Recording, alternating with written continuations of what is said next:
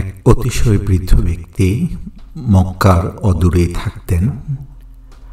তো প্রতিনিয়ত তিনি হযরত মুহাম্মদ সাল্লাল্লাহু আলাইহি ওয়াসাল্লামকে অভিশাপ দিতেন। সেই বৃদ্ধ ছিলেন একজন ইহুদি।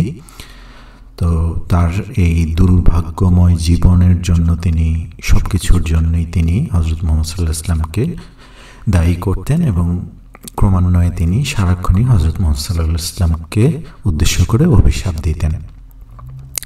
চারপাশের সকল মানুষ সেই বৃদ্ধর থেকে অনেক দূরে থাকতেন, কারণ তার উপর সবাই খুব বিরক্ত ছিলেন। তো সেই বৃদ্ধকে প্রতিদিন নির্দিষ্ট সময়ে এসে একজন ব্যক্তি খাবার খাইয়ে যেতেন।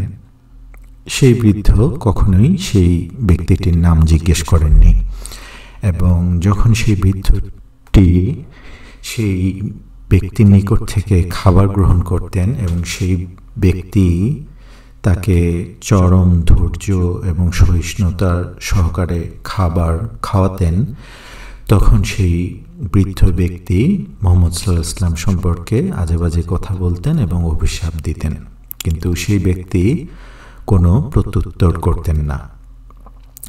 তো একদিন অনেক বেলা হয়ে যাওয়ার পরও সেই ব্যক্তি যখন আসছিল না, তখন সেই বৃদ্ধ ব্যক্তিটি সেই ব্যক্তির আসছে না দেখে এর জন্য মুহাম্মদ সাল্লাল্লাহু আলাইহি ওয়াসাল্লামকে অভিশাপ দিতে শুরু করেন, এই ভেবে যে সেই ব্যক্তি আসতে পারছে না বা দেরি হচ্ছে, তার কারণ হচ্ছে মুহাম্মদ।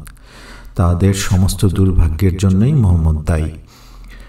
তো এক পর্যায়ে একজন ব্যক্তি আসেন এবং তাকে খাবার খাওয়াতে চেষ্টা করেন। তখন সেই বৃদ্ধ ব্যক্তিটি সেই ব্যক্তিকে জিজ্ঞেস করে, তুমি কে হে? তুমি কেন এসেছো আমাকে খাবার খাওয়াতে? তখন সেই বৃদ্ধ ব্যক্তিটি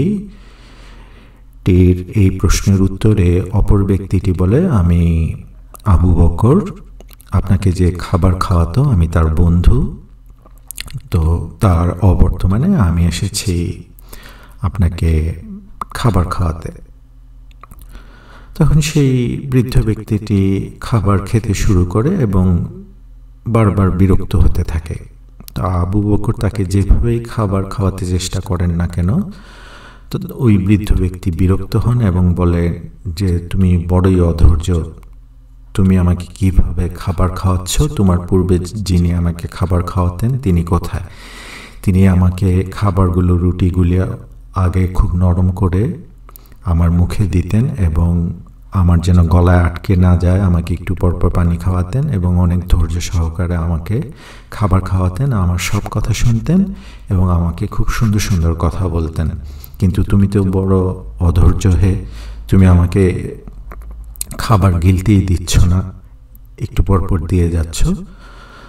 তো আবু বকর ধৈর্য সহকারে সেই বৃদ্ধকে খাবার খাওয়াতে চেষ্টা করেন, কিন্তু সেই বৃদ্ধ কোনোভাবেই শান্ত হচ্ছিল না।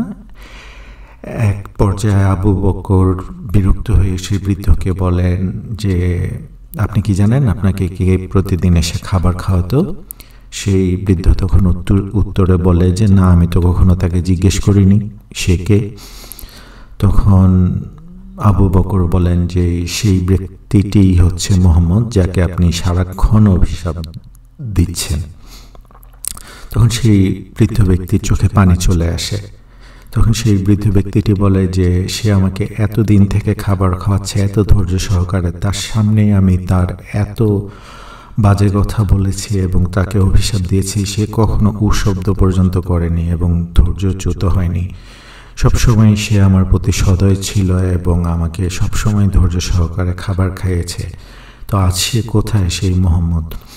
তখন হযরত আবু বকর উত্তরে বলেন যে আজ সেই মুহাম্মদ আর এই পৃথিবীতে নেই, তিনি আল্লাহর সান্নিধ্যে চলে গেছেন এবং যাওয়ার পূর্বে আমাকে ওসিয়ত করে গেছেন যেন ওনার অবর্তমানে আমি এসে আপনার যত্ন করি এবং আপনাকে খাবার খাইয়ে যাই। তখন সেই বৃদ্ধ ক্রন্দন শুরু করে এবং সে বলে যে আমি মুহাম্মদের প্রতি ঈমান আনলাম, আমি মুহাম্মদের প্রতি ঈমান আনলাম, আমি মুহাম্মদের প্রতি ঈমান আনলাম।